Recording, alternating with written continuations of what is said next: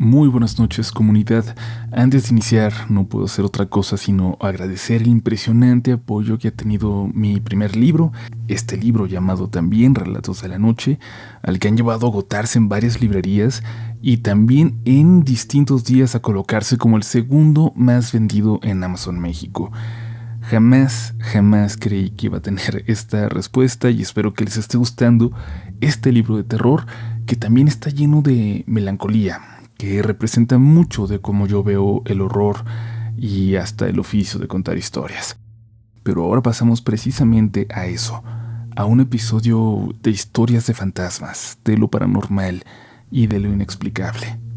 Espero que estén listos y listas para adentrarse en ellas y que recuerden que aunque nos escuchen de día, por la mañana o con la luz prendida, no hay nada que les asegure que no serán ustedes los siguientes protagonistas de Relatos de la Noche. Necesitaba el trabajo, mucho, de verdad, comunidad, y aún así solo logré soportar una noche cuando fui guardia de un cementerio, del que no me atrevo a decir el nombre, pero lo que viví ahí creo que fue tan horrible, tan aterrador, que siento que muchos en mi lugar se hubieran ido antes de la medianoche siquiera. Al menos logré terminar mi turno, esperar hasta el amanecer. Llegué por casualidad.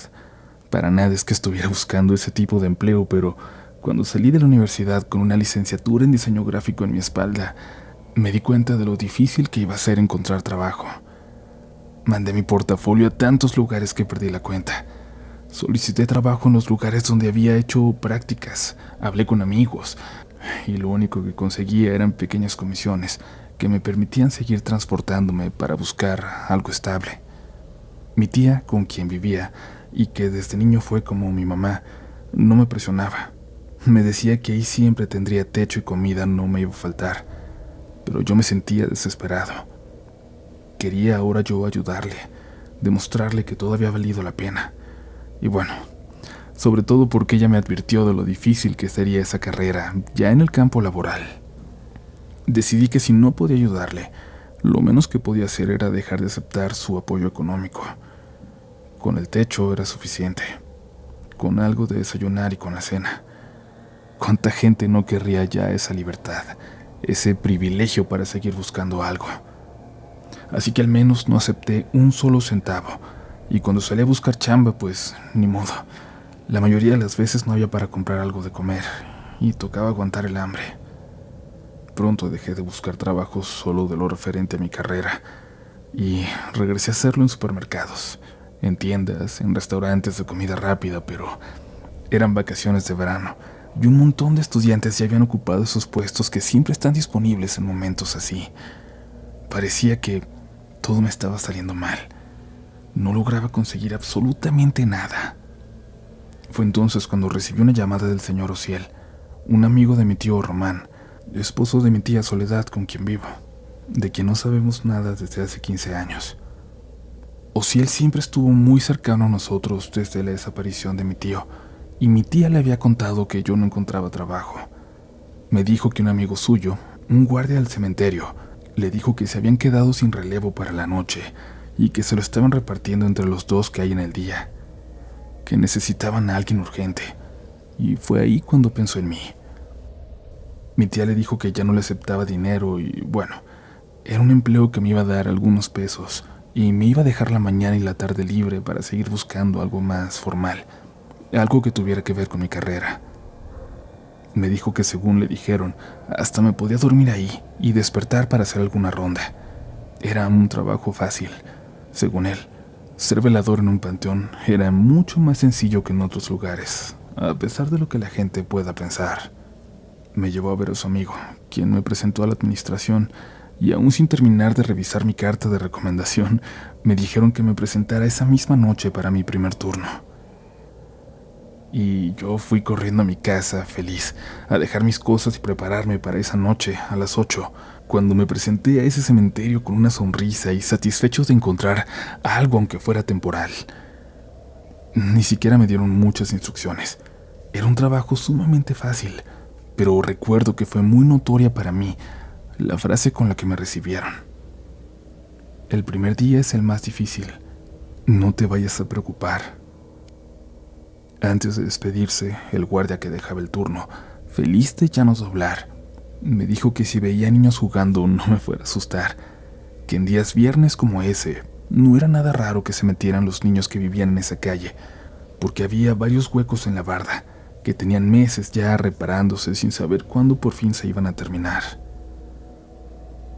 Son niños que han crecido con el panteón frente a su casa, que aprendieron a no tenerle miedo. Lo usan como su patio grande, como si fuera su parque. Con que les digas que ya se vayan a jugar afuera bastará. No muy lejos de ahí, de la entrada, se escuchaba una reunión y niños jugando. Supuse que sería fácil que en algún momento se les ocurriera ir a corretear por ahí. Recuerdo también que hacía mucho calor, pero la luz de la luna llena iluminaba con plenitud todo alrededor. Y de hecho, creo que no recuerdo una noche tan iluminada como esa. La luna parecía estar hasta más cercana. La pequeña oficina junto a la entrada donde tenía que pasar la noche tenía un radio y una silla bastante cómoda. Pensé que no me sería muy difícil pasar el turno, entre las siestas que iba a tomar y escuchar esos programas de radio nocturnos que nos hacen sentir acompañados. Una voz de fondo iba a ser de ayuda en un lugar como ese. Y no estoy orgulloso de decir que no eran ni las 11 cuando, de lo cómodo que estaba, casi me quedo dormido. Ahí fue cuando escuché voces de niños muy cerca de mí. Me asomé y vi que por la entrada pasaron varios corriendo, jugando, persiguiéndose. Les grité que ya no eran horas de meterse, pero creo que no me alcanzaban a escuchar. Así que decidí dar mi primer rondín, ubicar los huecos de los que me habían hablado, asegurarme de que a esas horas no quedara ningún chamaco adentro. Pero adentrándome en el panteón, vi una niña que al verla de pronto me asustó. Era muy pálida, güerita. Llevaba un vestidito ligero de verano, me parece que azul claro. Pasó por entre las tumbas y al percatarme de su presencia me acerqué para ver quién más andaba por ahí. Cuando me vio se apresuró y se escondió entre las tumbas. Corrí para alcanzarla y al volver a verla, a lo lejos le dije que no podía estar ahí, mucho menos andando sola. Me respondió que no lo estaba, y de la oscuridad, a su lado, salió una niña más. Una niña que era su hermana, evidentemente. Eran idénticas, llevaban el mismo vestido incluso, pero la otra niña parecía ser tímida. Estaba encorvada, contrastando con la seguridad de la niña que vi primero. Me acerqué un poco para verlas con más claridad, y ahí fue muy obvio que eran gemelas. Les dije que no podían estar ahí, y volvieron a correr para perderse en la oscuridad. Algo no me cuadró. Me empecé a sentir nervioso. Veía las tumbas y sabía que sería imposible encontrarlas aún con la luz de esa luna, pues si querían esconderse para burlarse de mí, sería bastante fácil hacerlo. Así que caminé hacia la barda para encontrar los huecos. Después de un buen rato escuché una voz de mujer que gritaba a lo lejos. Jennifer, Jennifer. Creí escuchar que gritaba. Y luego decía algo más, como, ¿dónde andas, niña del demonio? O algo así, porque estaba lejos y alcancé a ver su luz, como si alguien echara una lámpara entre las tumbas. Me di cuenta de que era alguien parada junto a un hueco en la barda, muy mal cubierto con una lona.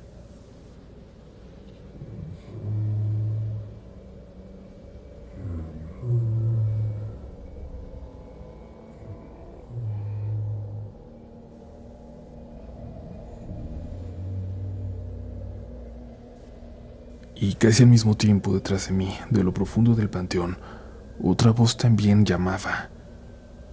Ahora sí ya se les armó a estas niñas, pensé. Ya vinieron sus familiares a buscarlas y seguro las van a regañar. Me acerqué hasta donde veía a la señora de la lámpara y a unos 5 metros le pregunté en qué le podía ayudar. Me dijo que la disculpara, que su hija se colaba al panteón cada que podía. Le comenté que ya me habían advertido que a los niños de ahí les gustaba meterse, que lo usaban como su parque, pero con su mirada, con su silencio, entendí que ella me decía algo diferente. ¿Me ayudas a buscarla, mijo?, me dijo la señora, sin atreverse a entrar. No se preocupe, ahorita se las traigo, le respondí, y la señora no dijo nada más. Volví a adentrarme en el cementerio. No llevaba lámpara, no era necesario. Después de un rato, de unos 15 minutos más o menos, cuando sentí que ya había llegado muy adentro, alcancé a ver a las niñas paradas sobre una tumba. Detrás de ellas estaba un ángel alto. Estaba alguien más ahí, detrás de aquella estatua. Y esto no sé cómo explicarlo, pero ahí estaba muy oscuro.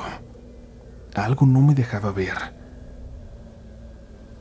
La niña se acercó hacia esa mujer, creo yo. Le dio la mano y luego se perdió con ella detrás de unas tumbas. La otra, su gemela, salió corriendo, disparada hacia el otro extremo del panteón.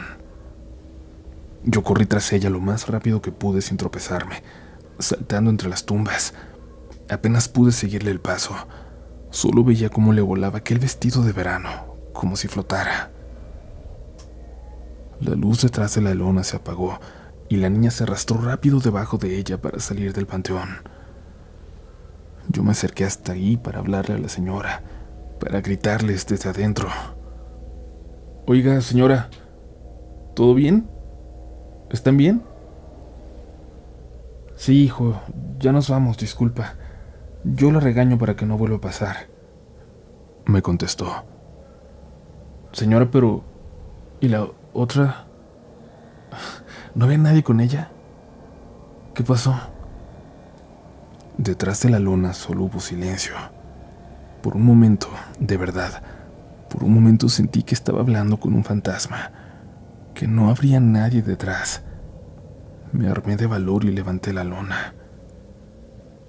Una señora abrazaba a la niña que yo había visto. Las dos estaban llorando. Les pregunté si estaban bien, si podía hacer algo por ellas, y me respondieron que no. La señora me dijo que ya se iban, que las disculpara de verdad, y empezaron a caminar por la calle hasta dar vuelta a la esquina. Ellas no eran de por ahí, al menos no de esa calle, de los niños que usaban como parque el panteón. ¿Qué carajos había visto? ¿Quién era la otra niña? Y lo más importante de todo, ¿dónde estaba? Porque no había salido. Seguía en algún lugar del panteón. Pero no era posible. ¿Cómo podía ser idéntica a la niña que se fue? Volví a entrar al cementerio y caminé pegado a la barda hasta llegar a la oficinita. Iba aterrado. Escuchaba o creí escuchar por el miedo, no sé, voces que venían del cementerio. Pero no me atreví a voltear hacia allá, hacia adentro. Me encerré en la oficina y no di ningún rondín más. Por la mañana, antes de que yo dijera cualquier cosa, me preguntaron si volvería esa noche, el guardia que llegó. Y por supuesto que respondí que no. Al llegar a casa hablé con Ociel para disculparme, pero lo entendió, como si ya supiera qué ocurría ahí. Tardé 2 meses más en encontrar un empleo, y ni así estuve dispuesto a volver ni siquiera una noche más al panteón. Después me enteré que fui uno de tantos que solo soportaban una sola noche cuidando ese lugar.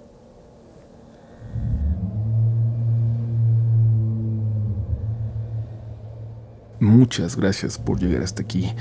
Te invitamos a seguirnos en nuestras redes sociales, que vas a encontrar en todos lados como RDLN Oficial. Y cuéntanos, por favor, ¿qué temas esperas que toquemos próximamente? Historias en el metro, taxis, policías, militares, hoteles, casas embrujadas, historias sobre brujas, nahuales o exorcismos, duendes, avistamiento de criaturas misteriosas o de objetos voladores no identificados. Queremos trabajar en recopilaciones más largas y queremos que sean de los temas que a ustedes más les interesan. Así que por favor, déjenos saber su opinión. Por ahora, es momento de continuar con más relatos esta noche.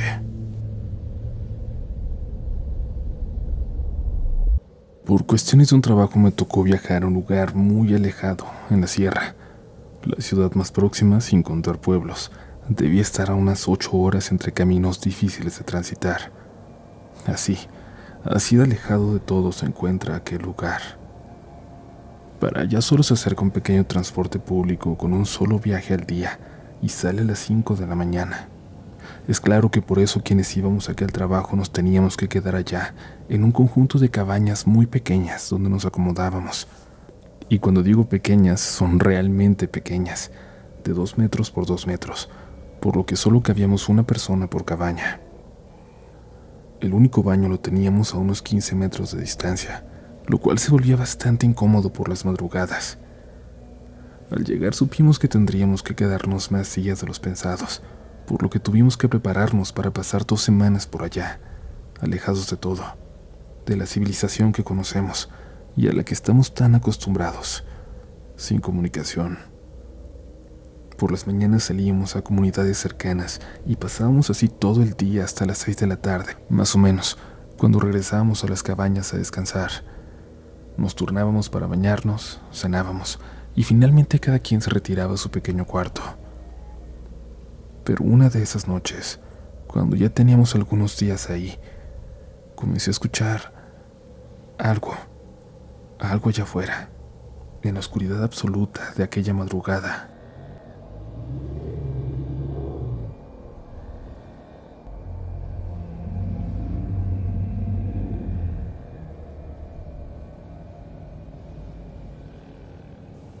Por la mañana lo primero que hice fue comentarlo, preguntar si alguien más lo había escuchado, pero al parecer solo había sido yo el que oyó esa especie de gruñido por la madrugada. Pensé que había sido un sueño extraño y nada más, e intenté olvidarlo para ir a trabajar.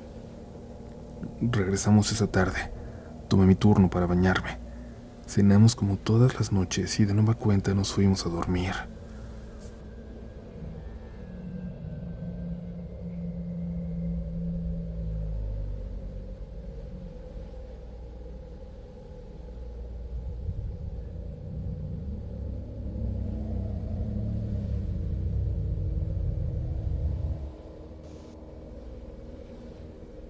De nueva cuenta escuché gruñidos durante gran parte de la noche, como si algo enorme, como si una bestia estuviera allá afuera, rondando, pero quise convencerme de que no era nada, sobre todo si nadie más lo podía escuchar.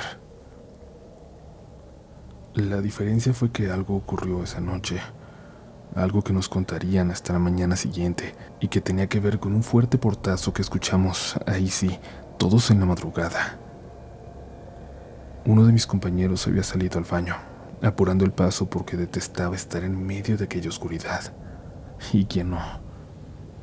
Llevaba una lámpara para poder ver el camino, y cuando regresaba escuchó algo.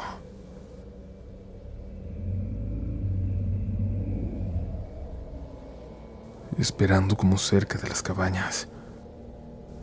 Apuntó con su lámpara, pero no había nada.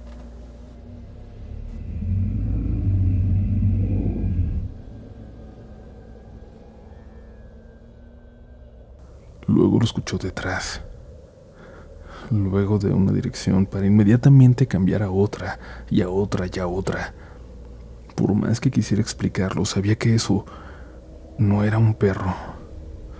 Se escuchaba parecido, pero más grave, y de alguna forma venía de mucho más alto. Corrió hasta su habitación cerrando de un portazo, ese que todos escuchamos, y atrancó la puerta. Lo único que recibió en ese momento fueron burlas cuando nos lo contó. Burlas de todos, excepto de mí, que sabía que aunque no había escuchado esos gruñidos como los describió esa noche, que sabía que aunque no había escuchado esa noche los gruñidos como los describió, podía ser una cuestión de percepción, como aquellos que yo escuché la primera vez y que nadie más pareció notar. A él no le importaron las burlas. Preguntó cuánto nos faltaba para terminar el trabajo y como aún no estábamos ni cerca de hacerlo, pidió que nos fuéramos a dormir a otra parte. Sin embargo, no había ninguna otra opción. Solo podíamos quedarnos en las cabañas. Sin decir nada, Sin dar una sola explicación, tomó sus cosas y caminó hasta que encontró quien lo acercara hasta la comunidad más próxima. Por supuesto que esa actitud nos sorprendió, pero no podíamos hacer nada más. Incluso yo, que le creía, que quería creerle, ¿qué podía haber hecho? Me aguanté y salí a trabajar aquel día como todos los demás, como si nada estuviera pasando, como si no estuviera aterrado por regresar. Esa tarde, al volver, encontré una nota en el piso de mi cabaña, como si lo hubieran metido por debajo de la puerta. No sabía si le había escrito el compañero que se fue, pero la nota era sumamente extraña. Tan solo decía: cuidado con los ojos amarillos. No entendí el mensaje hasta esa noche. Todo había ido relativamente normal, lo normal que se puede ir con ese calibre de miedo. Pero a la 1 de la mañana, un grito desesperado nos despertó. Salimos corriendo para encontrarnos a un compañero en posición fetal. Decía que se lo quitáramos, que lo ayudáramos. Y entre las cosas sin sentido que balbuceaba, escuché claramente que decía: tiene los ojos amarillos. No entendimos. Nos limitamos a intentar tranquilizarlo y alguien sacó un trago para darle de tomar. Cuando se calmó, un largo rato después, nos contó que había salido al baño y cuando regresó escuchó algo extraño. De nuevo, aquel sonido. Quiso ver desde dónde provenía. Parecía recorrer alrededor de todas las cabañas, pero por aquella oscuridad, hasta que finalmente se detuvo junto a su cabaña y pudo verlo. Un hombre, la figura de un hombre, pero esa cabeza, ese rostro, era el de algo parecido a un perro. Sus ojos amarillos resplandecían en la oscuridad y parecía que se le clavaban en el pecho. En un parpadeo, aquel hombre, aquella bestia estaba junto a él, y mi compañero solo pudo tirarse al suelo gritando de miedo, rogando por piedad, gritándonos que le ayudáramos. Poco después lo encontramos. Cuando terminó su relato nos quedamos callados. Yo sentía como si me hubiera echado encima un balde de agua fría que me recorría el cuerpo. Nuestro jefe no dudó. Nos dijo que guardáramos todas nuestras cosas inmediatamente y que nos iríamos en el siguiente transporte. Regresaríamos a la ciudad. Nadie podía explicar el porqué, pero todos hicimos caso inmediatamente. En ese momento nos fuimos caminando por el camino a la comunidad más cercana, donde esperamos el transporte. Aún recuerdo respirar el miedo. Aún recuerdo el silencio con el que recorrimos aquella carretera en la oscuridad. Ya en el transporte, el jefe nos dijo que ese problema no era nuevo, que ya había ocurrido con varios grupos, pero que no se podía hacer nada. Lo único que podían hacer era irse, esperar a que él buscara a alguien más a quien asustar. Luego mi jefe se me acercó para decirme que sabía que él había estado en mi puerta, que por ello no me podía dejar regresar. No a mí. Intentaría pedir mi cambio.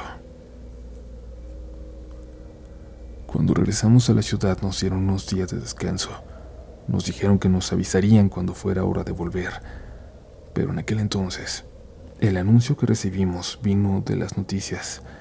Y es que la pandemia había llegado a México. Se suspenderían casi todas las actividades, entre ellas la nuestra. Nunca tuve que volver a ese lugar, a esa montaña.